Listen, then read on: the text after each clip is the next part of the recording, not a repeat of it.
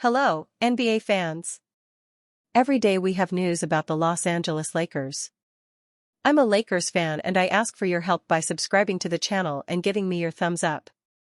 It seems that the relationship between general manager Rob Pelinka and the Lakers is getting worse every day, because Rob isn't being wise enough to assemble a strong and balanced roster around Luka Doncic.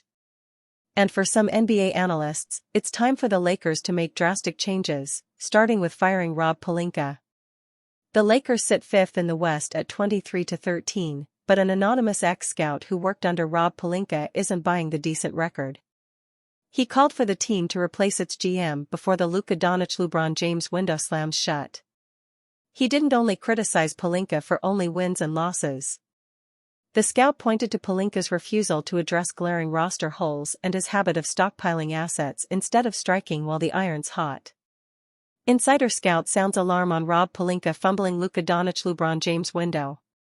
To shake things up, the Lakers traded star big man Anthony Davis to the Dallas Mavericks for Luka Doncic. The idea was to pair Doncic scoring with LeBron James and sort out the center position later, which they eventually did. On paper, the Lakers now look more complete. But a former NBA scout disagrees. He believes the players around Doncic, James, and Austin Reeves aren't good enough to win a title. He put the blame bluntly on GM, saying Pelinka has built a mess of a team. Having worked with Rob before, I just don't trust him at all to build a team that can win a championship in the Luka era, the former scout told Lakers Daily. They have to find a new basketball exec if they want to win a ring with Luka. I hope Magic Johnson has told Mark Walter that. The scout didn't hold back on the current roster construction, stating, "This year's roster is so poorly constructed around Luka, LeBron and Austin Reeves. It makes my eyes hurt. Rob just doesn't know how to build a contender." According to the scout, Pelinka is saving cap space and draft picks for 2026 and 2027. That strategy makes zero sense when Doncic, James and Reeves are playing at elite levels right now. "Sounds like the Rob I know," the scout added. Doncic-James-Reeves trio is generating elite-level attack on the hardwood, but the Lakers rank 21st in defensive rating. This roster visibly lacks two-way wings and perimeter defenders who can switch according to requirements. The scout called out Pelinka's trade philosophy. The guy says he only trades for difference makers, but he doesn't know what a difference maker is. If he did, the Lakers would have had Miles, Turner, and Buddy Hield next to LeBron and AD in 2023 and probably won the title. That 2022 trade proposal haunts Lakers fans. Russell Westbrook, plus 2 first-round picks, would have netted Turner and Hield from Indiana. Pelinka balked at surrendering future assets. Coach J.J. Redick has publicly criticized the team's effort and defensive mistakes recently. There's only so much he can do with the roster Pelinka gave him. They are 23-13 largely because they've executed well in close games, not because of strong depth. Thanks to the growing chemistry between James and Doncic has helped. Without it, this season could have gone badly for the Lakers. Scout Neotem Confianca M. Rob Pelinka. As declaricos do al hiro affirmum que Pelinka a o problema e que frequentment toma decisos erradas. Magic Johnson foi inclusive citado pelo al hiro como alguém que deveria aconselhar os Lakers a encontrarem novo executivo de basquete para liderarlos nesta nova era, com Doncic como o rosto de franquia. Tendo trabalhado como Rob antes, eu simplesmente não confio nele para montar uma equipe capaz de ganhar campeonato na era Luka, compartilhou o ex al hiro dos Lakers sem rodeos. Eles precisam encontrar novo executivo de basquete e quiseram ganhar anel como Luka. Espero que o Magic Johnson já tenha dito isso ao Mark Walter. Para ser justo com Pelinka, os Lakers têm limitacos significativos no mercado de trocas. Os times adversários precisam se contentar com Dalton Connect como a única peça jovem realmente valiosa que podem oferecer. Além de veteranos com algumas falhas. Os Lakers podem negociar algumas escalas de primeira rodada do draft, mas Palinka está jogando pelo seguro para evitar perder outros ativos futuros. Os Lakers deveriam manter Rob Palinka? Palinka conseguiu seu cargo executivo nos Lakers inicialmente por se aproximar de franquia como dos confidentes mais próximos de Kobe Bryant. Outros nomes importantes de NBA criticaram a experiência de Palinka como agente, considerando o inadequado para tomar decisões no basquete. Parte do marido deve ser atribuído a Palinka, já que o título de NBA de 2022 Lakers foi conquistado sob sua gesto. No entanto, muitos diriam que LeBron e Anthony Davis, como os dois principais jogadores, seriam capazes de levar muitos elencos como falas ao título. Desde então, os Lakers chegaram a uma final da Conferência Oeste, mas não conseguiram alcançar as finais da NBA. Palinka teve sorte na troca que envolveu Luka, então o tempo pode estar se esgotando. Los Angeles precisa brigar pelo título nos próximos anos ou o emprego de Palinka pode estar em risco. Luka Doncic laments terrible play in loss to Bucks. Luka Doncic has been the engine driving the Los Angeles Lakers' success during the 2025-26 season. Doncic is proving to the rest of the league that he's still one of the best players on the planet as he's been explosive scoring the basketball. With his new and improved physique and a better understanding of what head coach J.J. Redick wants to do, Doncic has resembled the global superstar the Lakers hoped they were getting when they traded for him last year. While Luka has been basically unguardable this season, he's still prone to the occasional rough shooting night, and that was exactly the case against the Milwaukee Bucks. Doncic was uncharacteristically off shooting the basketball from inside the arc, and as a result the Bucks were able to build a double-digit lead. Los Angeles was able to come back in the fourth quarter, but couldn't quite get over the hump as they ended up losing 105-101. It looks like Doncic was frustrated with the officiating and lack of calls throughout the game, but he didn't want to use that as an excuse for his poor play. "No, it didn't affect me. I think I missed the shots I usually make," Doncic said.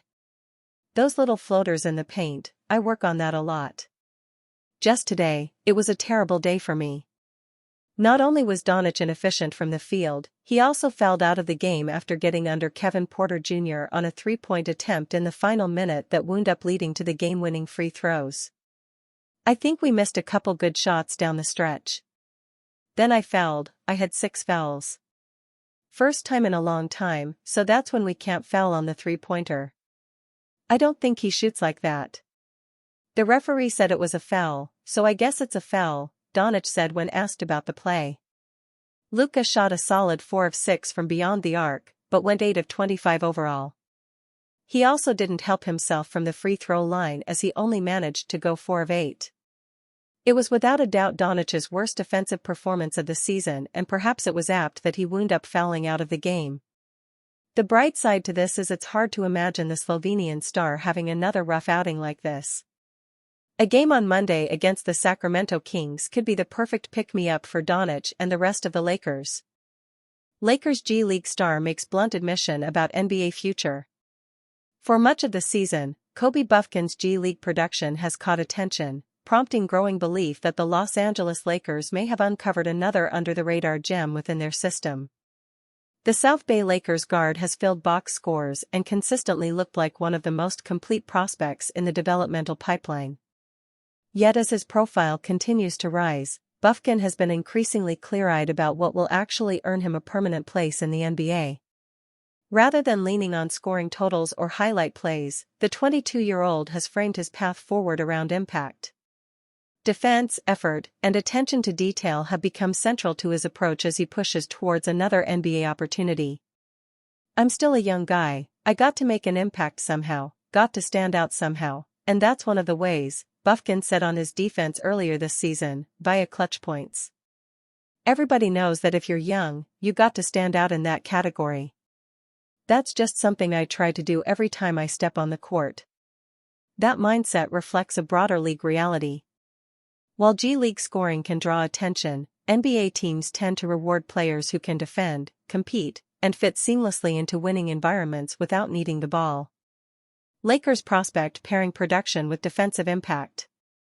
Through 3 regular season games, Bufkin is averaging a league-best 31.3 points, 6.0 rebounds, 6.3 assists, 2.3 steals, and 2.3 blocks per game while shooting 56.9% from the field and 41.7% from three-point range. That production is not isolated. Across 12 total appearances this season, he is averaging 26.1 points, the 6th highest mark league-wide, along with 4.6 rebounds, 4.5 assists, 1.3 steals, and just under 1 block per game, while maintaining elite efficiency from beyond the arc. The offensive bursts have been frequent. Bufkin closed out 2025 with a 41-point performance against the Oklahoma City Blue, his second 40-point outing of the season. Most recently, he delivered another statement showing on Tuesday night, finishing with 27 points, 8 rebounds, 8 assists, 4 steals, and 2 blocks in a 113-101 win over the Memphis Hustle. While the scoring draws headlines, his defensive impact has quietly surged. Bufkin has recorded 7 blocks over his last 3 games and consistently generated deflections and timely stops.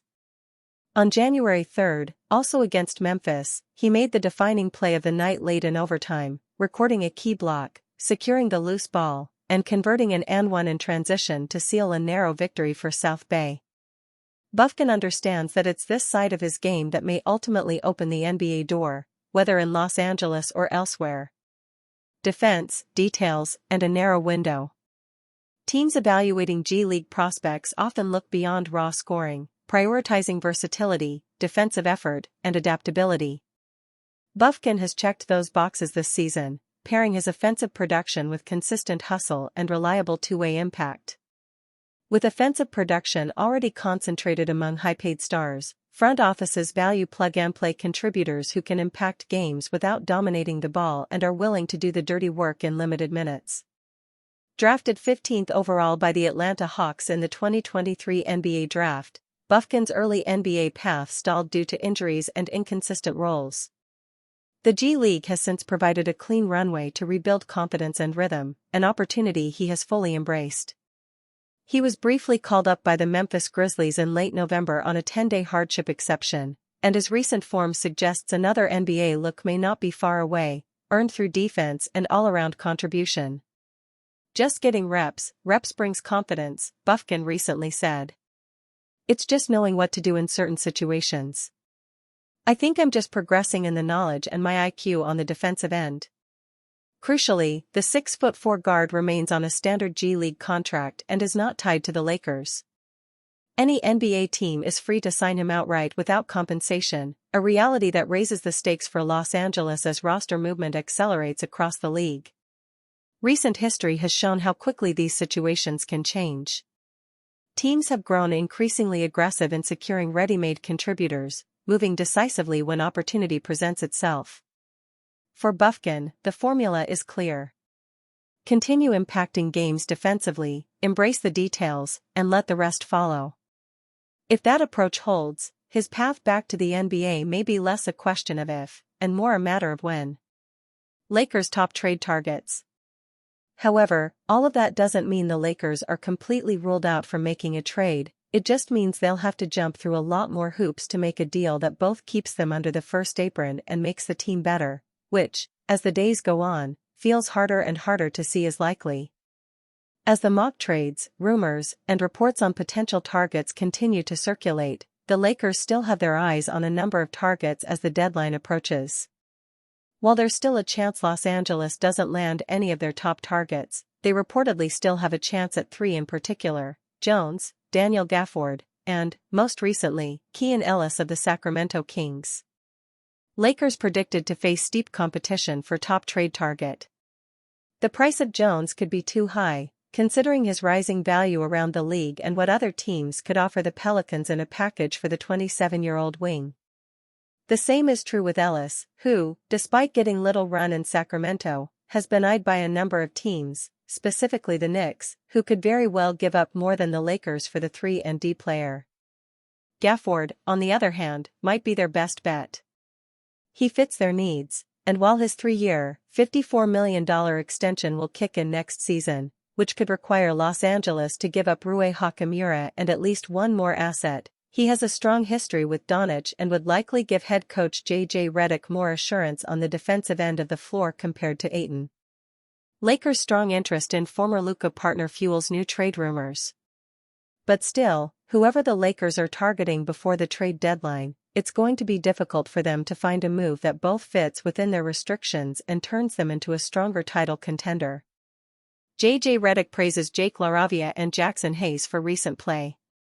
The Los Angeles Lakers didn't have the biggest offseason compared to some of the other teams around the league, but it looks like their free agent signings are really panning out. DeAndre Ayton and Marcus Smart have been integral to the Lakers' 2025-26 season thus far, with Ayton manning down the starting center role while Smart is making case to stay in the rotation permanently. Jake LaRavia started the year off the bench but is also making a strong argument to be inserted into the starting lineup, while Jackson Hayes has been perfect off the bench backing up Ayton. Head coach J.J. Redick has been forced into certain lineups due to injuries, but LaRavia and Hayes in particular have stuck out the past couple of weeks. Redick made sure to highlight the two role players and credited them for stepping up, via Spectrum Sportsnet. "I think two guys that have now stacked like multiple games in a row for us in Jake and Jackson. And that's exciting because at some point you assume you're going to be at full health, and I think we're going to eventually be a great basketball team, and to do that you need 9 or 10 guys that are playing high-level basketball. And both those guys really, Jake since the first Phoenix game, Jackson as of late. He's now stacked 3, 4, 5 games in a row where he's just played great on both ends, and that's been really big for us. LaRavia has been a steady, do-it-all utility player for the Lakers as he is willing to do the dirty work on both ends of the floor while knocking down shots. His three-point shooting has started to climb back up after a rough shooting stretch, helping keep LA's offense afloat. Hayes has been better than expected this season, offering more in terms of shot blocking and defense compared to last year. However, his bread and butter remains as a lob threat for the three stars, and he has delivered with several highlight reel dunks this year. LA's depth has looked shaky at times, but LaRavia and Hayes' improved play as of late should give Redick some confidence that the team is on its way up. 3 Lakers who need more playing time and 2 who need less. The Lakers need to make multiple adjustments to their rotation. The Los Angeles Lakers don't look like a scary basketball team right now. Their defensive struggles exist within a greater theme. LA needs to get younger, hungrier, and more athletic if they want to compete with the likes of the San Antonio Spurs and Oklahoma City Thunder. If you're thinking the Lakers are going to hit the trade market to accomplish the above, think again. LA's roster as constructed is likely what it'll be for the rest of 2025-26, with the exception of a minimum contract or 2 added to the mix. The trade deadline isn't coming to save the Lakers' contention hopes, but J.J. Redick can. By making 5 adjustments to his minutes allotment, Redick can put a better product on the court. Here are those 5 changes, starting with 3 guys who deserve more minutes, and followed by 2 players who should be scaled back. Dalton Knecht and 2 others. Lakers bench players deserve more minutes. Dalton Knecht. The Lakers have botched Knecht's development, yet he continues to overcome the ugly circumstances. In the face of a failed trade to the Charlotte Hornets and inconsistent minutes, Knecht continues to play hard. It's time the Lakers look in the mirror and fix their Knecht mistake by making him a fixture of the rotation. This isn't just to benefit Knecht out of guilt, it's because the Lakers need Knecht's athleticism, toughness, and shooting to be the best version of themselves in 2025-26. The Lakers tend to get soft, but Knecht never is. He's always down to take a charge or embrace physicality in other ways. Remember how awesome Knecht looked right out of the gate during his rookie season?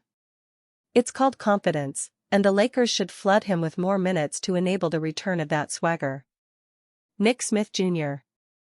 There will be growing pains with Smith, but the Lakers would be wise to get many of them out of the way before the stretch run of the season. The more you play Smith now, the more he'll be ready for the postseason.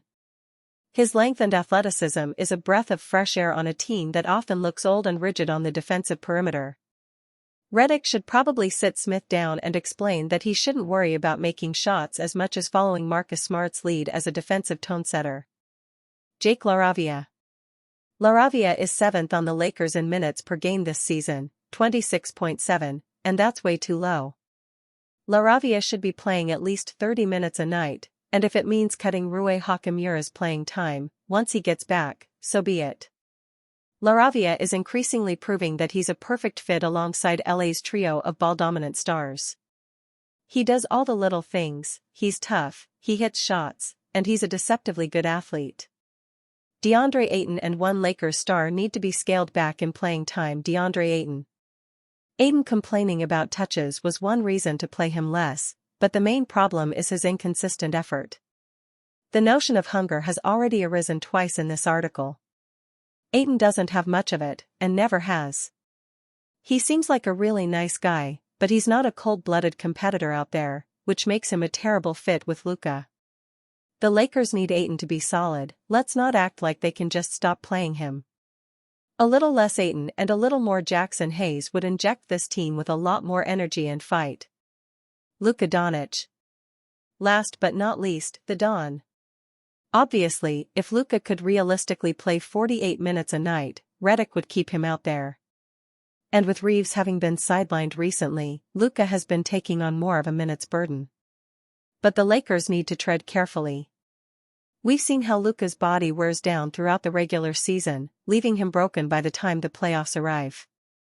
To avoid this disaster, Redick should make a point to get Luka's minutes per game number, 36.5, down to 35 or 34,